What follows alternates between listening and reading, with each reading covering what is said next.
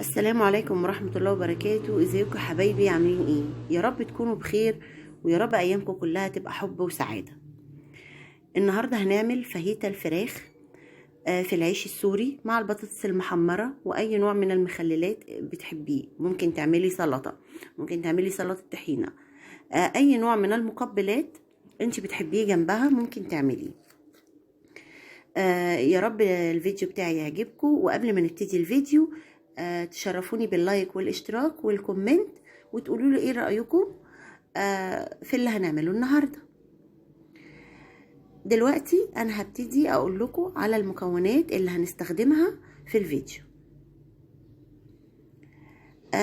هنجيب نص كيلو فراخ بانيه، شرايح بصل، شرايح طماطم، شرايح فلفل بألوانه، معلقة توم كبيرة، صوصات ممكن عايزة اي صوصات ممكن تضيفيها، صوص باربيكيو، صويا صوص، مع الخل، مع البطاطس المحمرة اللي هنعملها جنبه. هنبتدي نشوف هنستخدم المكونات دي ازاي وبترتيبها شكله ايه. دلوقتي انا المادة الدهنية عبارة عن معلقتين سمنة او زبدة او اي مادة دهنية حضرتك بتستعمليها، وهضيف عليها معلقة توم الكبيرة اللي انا قلتلك عليها. هقلب التوم كويس. بصي، هي مش شاورما عشان تبقوا عارفين، دي الفاهيتا. في فرق بين الشاورما والفاهيتا. الشاورما بتتنقع في تتبيلة وبتتساب يوم او كذا ساعة، لكن الفاهيتا بتتعمل كلها كده مع بعضها او ورا بعض بدون تتبيل. دلوقتي التومة اتحمرت، هضيف عليها الخل، معلقتين خل حلوين بيدوا ريحة للتوم فظيعة. وهتشوفي دلوقتي هنضيف بقية المكونات ازاي. هبتدي اضيف الفراخ متقطعة صوابع زي الشاورما، واقلبها كويس. ومجرد ما بتشرب المية بتاعتها، دايما تخلي النار عالية، ما توطيش عشان ما تنزلش مية كتير، لانها مجرد ما بتنزل ميتها خلاص بتفقد قيمتها. لكن احنا هنعملها على نار عالية علشان تفضل محتفظة بالسائل الغني اللي جواها. خلاص كده هي ابتدت، مجرد اتشمعت. هضيف التوابل: ملح، فلفل، بهارات، كمون، كزبرة، كاري وكركم، بابريكا، سنة قرفة. طبعا على حسب الكمية اللي بتستعمليها هتحطي البهارات المناسبة ليكي. والبهارات برضو دي حرية شخصية ليكي يعني. انا بحب احط البهارات على المادة الدهنية، بتدي ريحة وطعم، وبالذات الكاري بيدي ريحة وطعم فظيعة للأكلة. هبتدي اقلب تقليبة صغيرة واضيف البصل. بركن المكونات على جنب كده واضيف البصل بحيث انه ياخد تتبيلة كده او يدبل، مجرد بس يدبل فقط. هبتدي اضيف بقية المكونات عليه. انا مش عاوزة المكونات تستوي انها تدوب خالص، لا، احنا بس مجرد بندبلها تقلبتين. وبتضيفي الفلفل والفلفل ورا بعض بقى. هنشوف دلوقتي هنضيف ازاي. تقليبة بسيطة للبصل، وهنبتدي نضيف الفلفل عليه. يا ريت تشرفوني باللايك والكومنت والاشتراك وتفعيل زر الجرس عشان يوصلكم كل جديد مني، اذا عجبكم الفيديو طبعا. واللي مش عاجبه الفيديو برضو يقولي في الكومنتات اي تعليق او اي حاجة هي مش عاجباه يقولي عليها. هبتدي كده اضيف الفلفل. معلش عشان انا اللي ماسكه الكاميرا بصور، والطاسه بتجري مني يعني من على النار. يستحسن الفلفل الالوان الاول، لان الفلفل الاخضر لحمه بيبقى اخف شويه من الاحمر والاصفر، مجرد بس يدبل قبل منه يعني.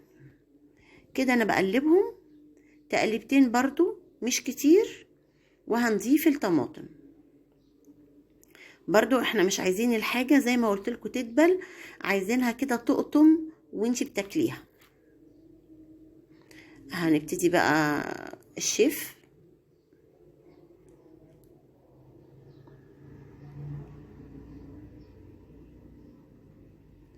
عايزه اقول لكم الفلفل والبصل والطماطم بيدي زياده للكميه حلوه، وطعم طبعا جميل وتحفه، وقيمه غذائيه عاليه جدا. وشايفين الالوان وشكلها بصراحه تحفه، وطعمها وريحتها فوق الفظيعه.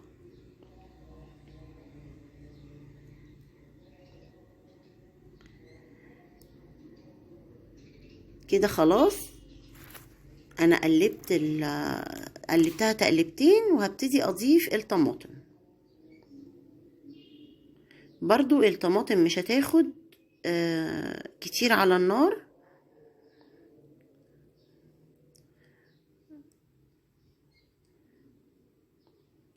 وبرضو مجرد تقلبتين وهنشوف هنعمل ايه.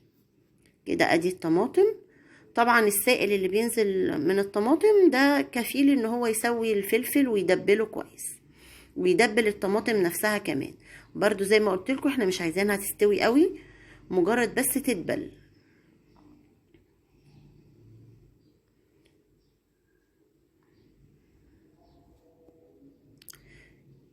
كده انا هحط الصوصات. ده صويا صوص وصوص الباربيكيو، وطبعا احنا مملحينها وكل حاجة وتوابلها محطوطة. تقليبتين برضو بالصوص ونطفي عليها، والطاسة التانية دي محطوط عليها فيها الزيت، وهنحمر البطاطس وبس. أكلة بسيطة ما خدتش نص ساعة على النار، ومغذية جدا للأطفال وبيحبوها جدا، والألوان اللي فيها بتجذب أي حد إن هو ياكلها ويحبها. شايفين الألوان؟ كده خلاص أنا هبتدي أعمل الساندوتشات. ده العيش السوري بتاعنا، بحط الكمية المناسبة، ومعانا جبن. سوري ان انا ما قلتهاش في الاول. جبن رومي وشيدر وموتزاريلا. حبة موتزاريلا مبشورة او صوابع، برضو زي ما يعجبك. بس انا ولادي حبوا، يعني مش كلهم بيحبوا الجبن، ففي الاول بعمل لهم هما اللي بطاطس بس، او من غير بطاطس على حسب ما بيحبوا. هعمل لهم هما الاول، وبعد كده نعمل الباقي اللي بالجبن. معلش بقى على التطبيقة دي، لاني كان بقالي فترة ما عملتوش ونسيت بيتطبق ازاي، بس في الرغيف التاني هفتكر يعني. طلع رغيف محترم جدا يعني. هنا انا حطيت الجبنة موتزاريلا صوابع. حابة تحطيها مبشورة برضو براحتك. واي نوع جبن انت بتحبيه ممكن تحطيه. ممكن تحطي كمان بقى مايونيز، مستردة، زي ما يعجبك جوه الساندويتش براحتك. خلاص كده بقى رجعنا شيف تاني وافتكرنا التطبيقة.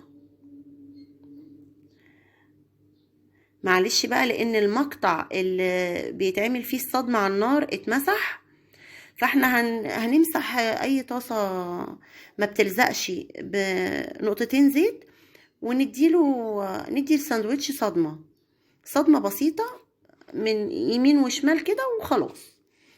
انا عاملة جنبها بتنجان مقلي وخيار مخلل. زي ما قلتلك اي نوع من المقبلات يعجبك ممكن تعمليه.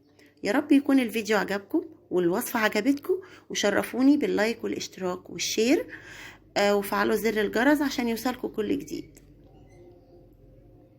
اتمنى فيديوهاتي تعجبكم، واتمنى تشرفوني في القناة. يا رب يجعل ايامكم كلها خير وسعادة وحب، وكل سنة وانتم طيبين، والسلام عليكم ورحمة الله وبركاته.